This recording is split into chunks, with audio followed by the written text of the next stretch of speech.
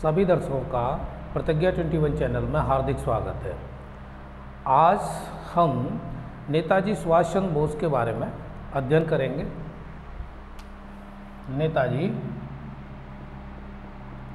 नेताजी सुभाष चंद्र बोस।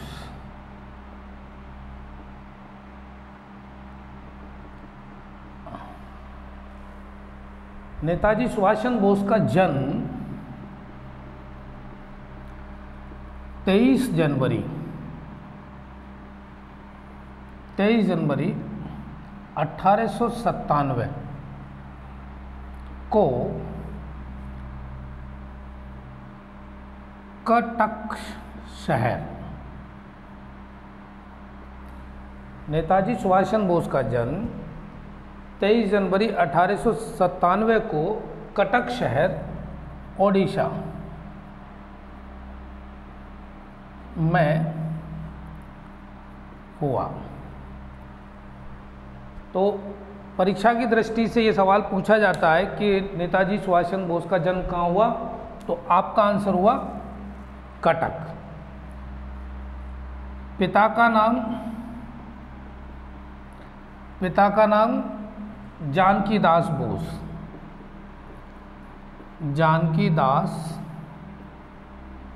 बोस और ये प्रसिद्ध वकील हुआ करते थे बंगाल प्रेसिडेंसी में। माता का नाम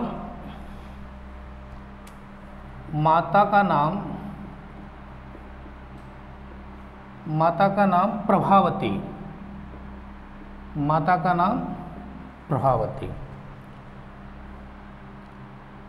कलकत्ता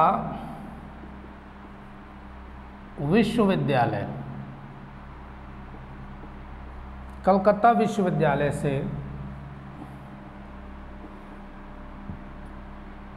1919 में बीए ऑनर्स की परीक्षा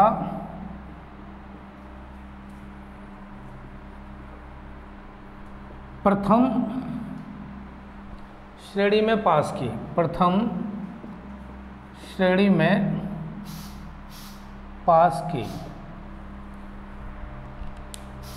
कलकत्ता विश्वविद्यालय से 1919 में बीए ऑनर्स की परीक्षा प्रथम श्रेणी में पास की। अगली जानकारी मैं देता हूं। ICS की परीक्षा 1920 में ICS आज जो हम IAS जानते हैं उस टाइम ICS के नाम से ही जाना जाता था। तो उन्होंने ICS की परीक्षा 1920 में पास की और वरीयता सूची में चौथा स्थान प्राप्त किया। प्रश्न ये है कि ICS की परीक्षा किस सन में पास की, तो 1920, और अगर वरीयता क्रम पूछा जाए तो चौथा स्थान।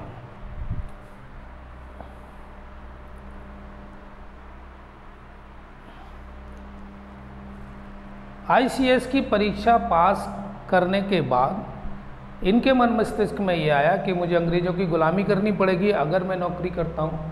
तो इन्होंने इस परीक्षा पास करने के बाद त्याग पत्र देने का मन बना लिया और 22 अप्रैल 1921 को भारत सचिव ES मॉन्टेग्यू को पत्र लिखा जिसमें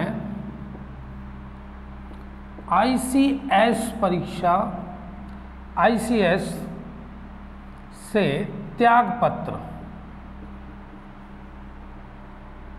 त्यागपत्र देने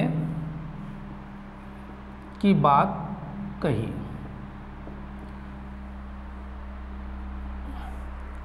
यानी भारत सचिव उस टाइम कौन थे? मॉन्टेग्यू। इनको पत्र लिखा इसको कि मुझे अब ICS परीक्षा से जो मैंने पास की है और मुझे नौकरी नहीं करनी, और मुझे इससे क्या देना है? त्यागपत्र देना है।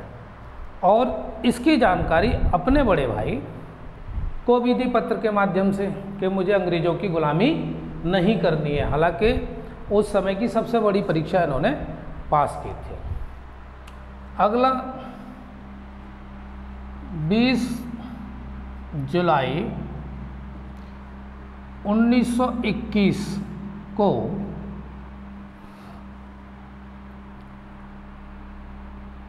महात्मा गांधी एवं सुभाष चंद्र बोस, महात्मा गांधी एवं सुभाष चंद्र बोस की पहली मुलाकात।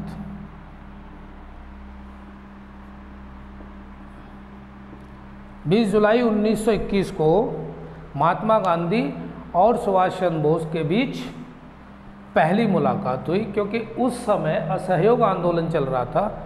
तो गांधी जी अपने असहयोग आंदोलन में सक्रिय भूमिका निभा रहे थे, और उसी समय सुभाष चंद्र बोस से मुलाकात की और इनको भी प्रेरित किया महात्मा गांधी ने स्वतंत्रता आंदोलन में शामिल होने के लिए। तो गांधी जी ने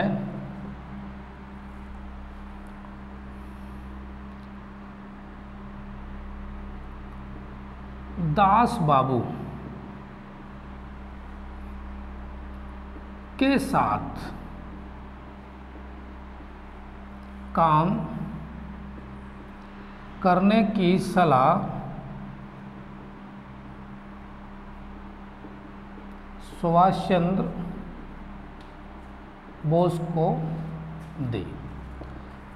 जब महात्मा गांधी से सुभाष चंद्र बोस की मुलाकात हुई तो महात्मा गांधी ने कहा कि दास बाबू के साथ मिलकर आप इस असहयोग आंदोलन में भाग लें और अपनी सक्रिय भूमिका निभाएं।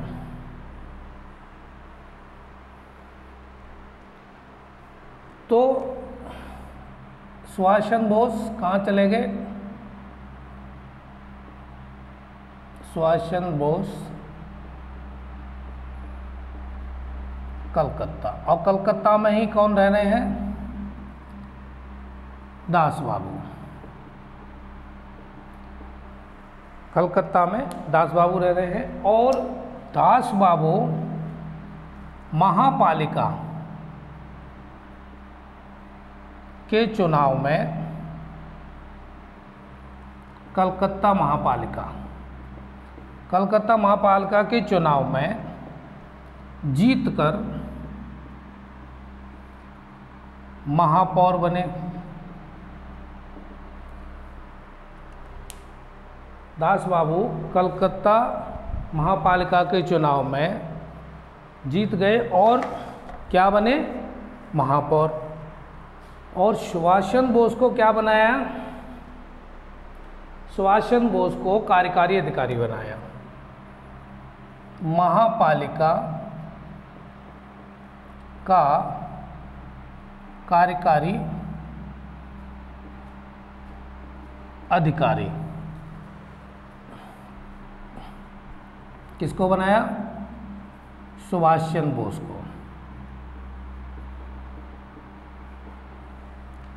सुभाष चंद्र बोस को जब महापालिका का कार्यकारी अधिकारी बना दिया तो इन्होंने भी कदम उठाए। क्या?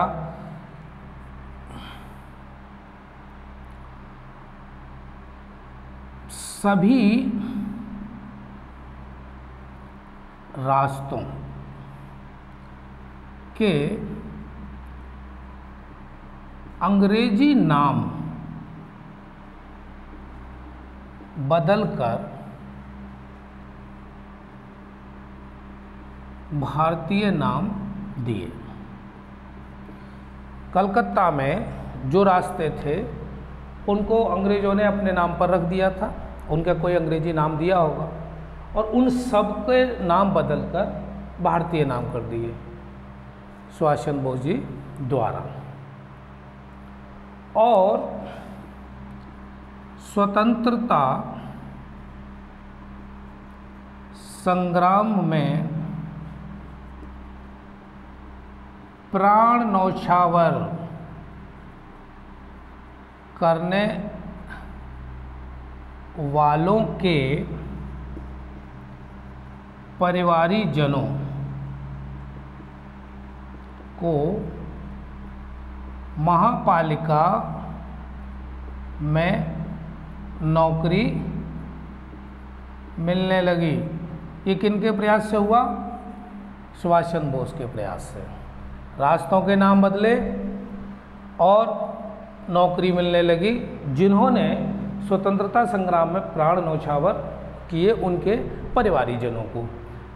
तो यहाँ तक सुभाष चंद्र बोस अपनी मजबूत पकड़ भारतीय राष्ट्रीय आंदोलन में बना चुके हैं। 26 जनवरी 1931 को कलकत्ता में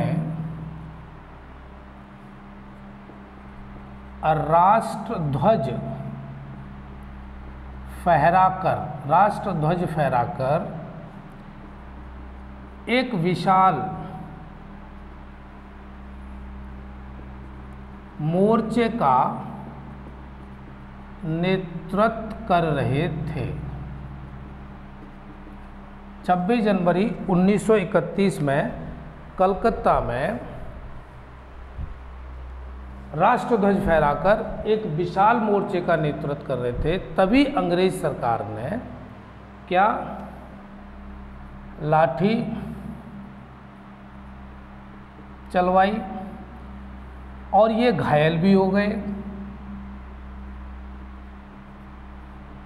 घायल होकर जेल भेज दिया।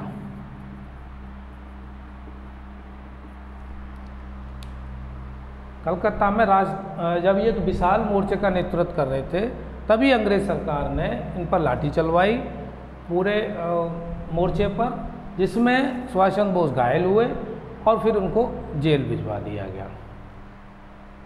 इसके बाद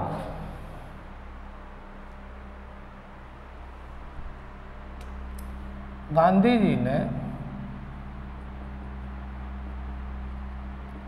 अंग्रेज सरकार से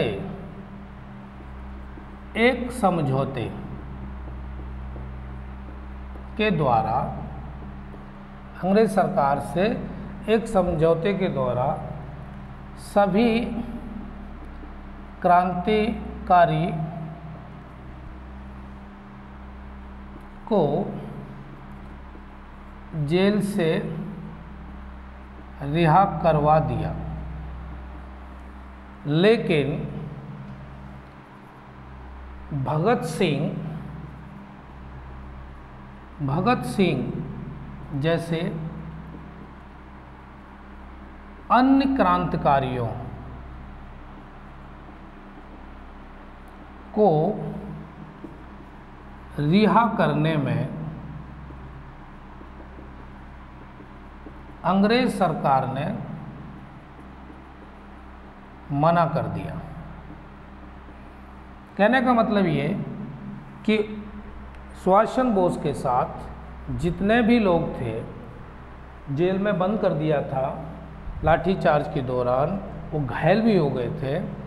उसके बाद गांधी जी और अंग्रेज सरकार के बीच में एक समझौता हुआ और समझौते में सभी क्रांतिकारी तो रिहा करा दिए गए, लेकिन भगत सिंह और इन जैसे अन्य क्रांतिकारियों को अंग्रेज सरकार ने रिहा करने से मना कर दिया। आगे देखते हैं।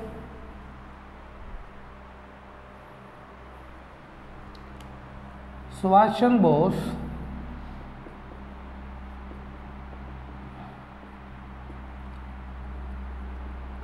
अपने सार्वजनिक जीवन में 11 बार जेल गए। सुभाष चंद्र बोस अपने सार्वजनिक जीवन में 11 बार जेल गए। अगला 1933 से 1936 तक 1933 से 1936 तक सुभाष चंद्र बोस यूरोप में रहे, यानी यूरोप प्रवास 1933 से 1936 तक। इस दौरान इटली के नेता मुसोलिनी से भी मिले। मुसोलिनी से भी यूरोप प्रवास के दौरान नेताजी सुभाष चंद्र बोस मिले। आगे की जानकारी हो।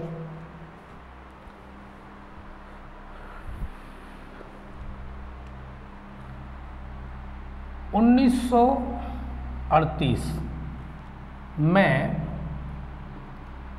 हरिपुरा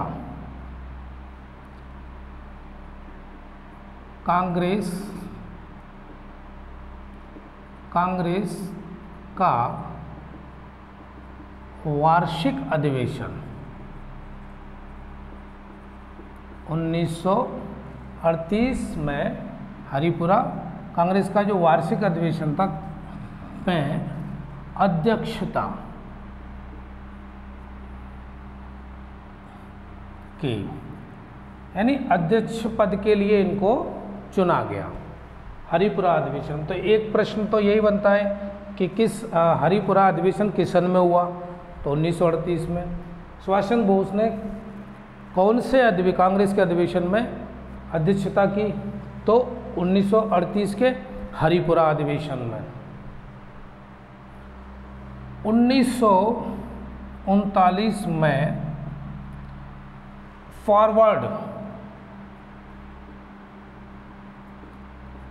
फॉरवर्ड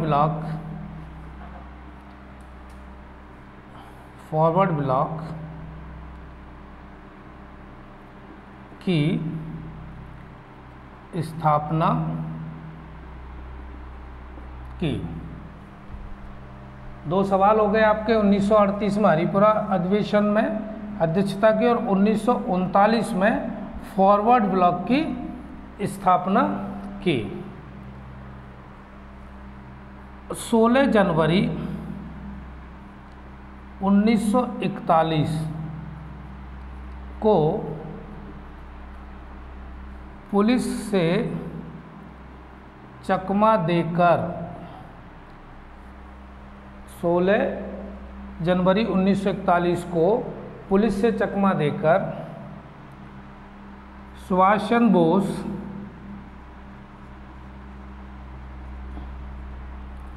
कलकत्ता से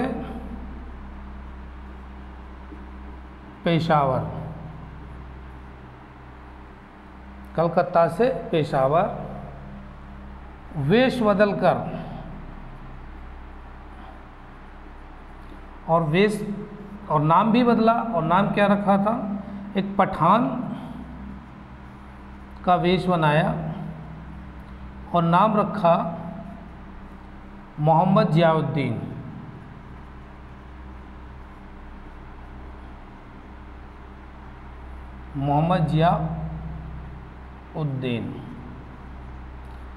पेपर में ये सवाल आता है कि वेश बदलकर जब गए थे तो क्या नाम था, मोहम्मद जियाउद्दीन। कलकत्ता से पेशावर। 3 सवाल तो यही हो गए जो परीक्षा की दृष्टि से बेहद महत्वपूर्ण है। एक तो हरिपुरा अधिवेशन, फॉरवर्ड ब्लॉक की स्थापना, और कलकत्ता से जो वेश बदल कर गए तो किस नाम से गए थे, तो मोहम्मद जियाउद्दीन पठान। अब पेशावर से कहाँ गए, पेशावर से काबुल, अफगानिस्तान की राजधानी काबुल, और काबुल से कहाँ गए ये, मॉस्को, मतलब रूस, और रूस मॉस्को से फिर जर्मनी की राजधानी बर्लिन, यानी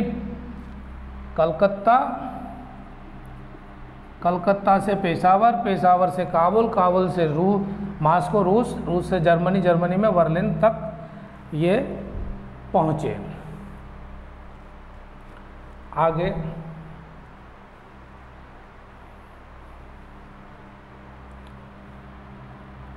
1942 में ऑस्ट्रियन महिला 1942 में ऑस्ट्रियन महिला एमिली शैकल से विवाह किया। पुत्री का नाम, विवाह के बाद पुत्री का जन्म हुआ और पुत्री का नाम रखा अनीता बोस। सुभाष बोस ने 1942 में ऑस्ट्रियन महिला एमिली शैकल से विवाह किया और उनसे एक पुत्री का जन्म हुआ जिसका नाम अनीता बोस। आगे की जानकारी 29 मई 1942 के दिन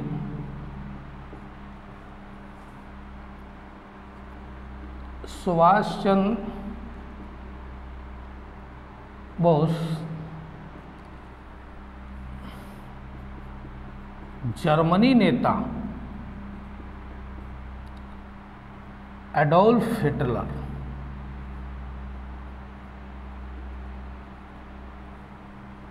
से मुलाकात की। मुसोलिनी से भी मिले इटली के नेता और जर्मनी के नेता हिटलर से भी सुभाष चंद्र बोस मिले। अगली जानकारी,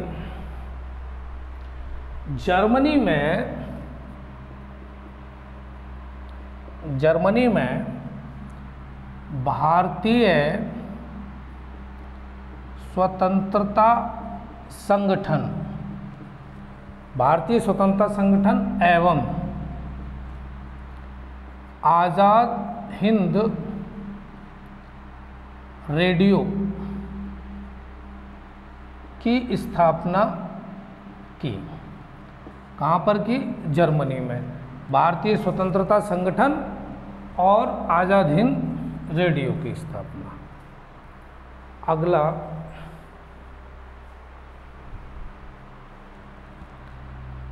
21 अक्टूबर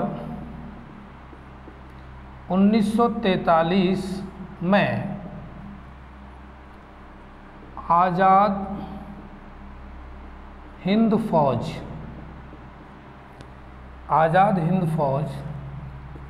के प्रधान सेनापति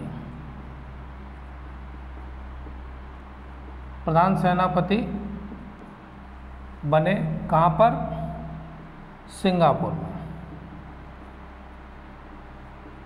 सिंगापुर में 21 अक्टूबर 1943 में आज़ाद हिंद फौज के प्रधान सेनापति बन गए। आज़ाद हिंद फौज का पूरा कमान सुभाष चंद्र बोस ने संभाली।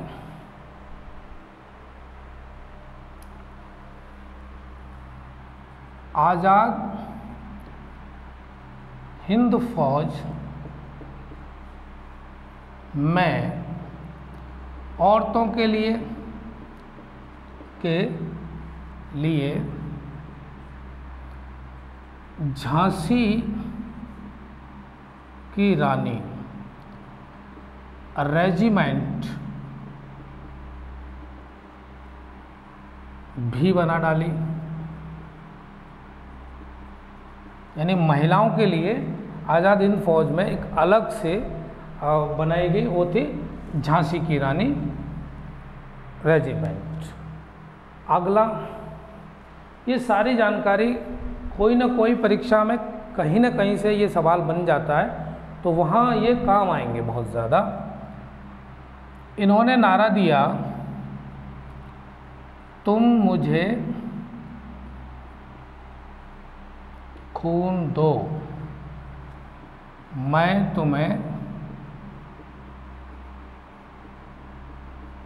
आज़ादी दूंगा। ये नारा इन्होंने कब दिया?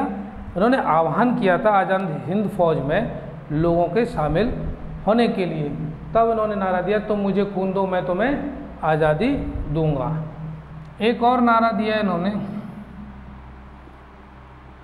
दिल्ली चलो। परीक्षा में ये दोनों पूछे ही जाते हैं कि ये नारा किसने दिया है। अगला है,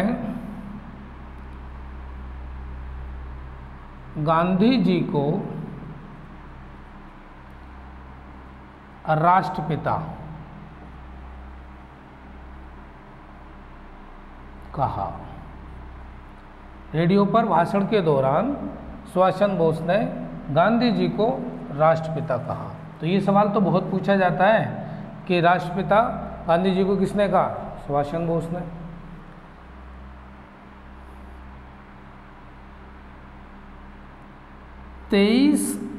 अगस्त 1945 को हवाई दुर्घटना में मृत्यु। 23 अगस्त 1945 को हवाई दुर्घटना में मृत्यु।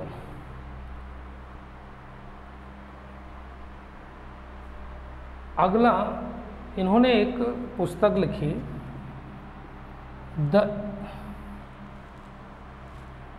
The Indian struggle. ये जो पुस्तक है ये पूछी जाती है, ये सुभाष चंद्र बोस ने लिखी।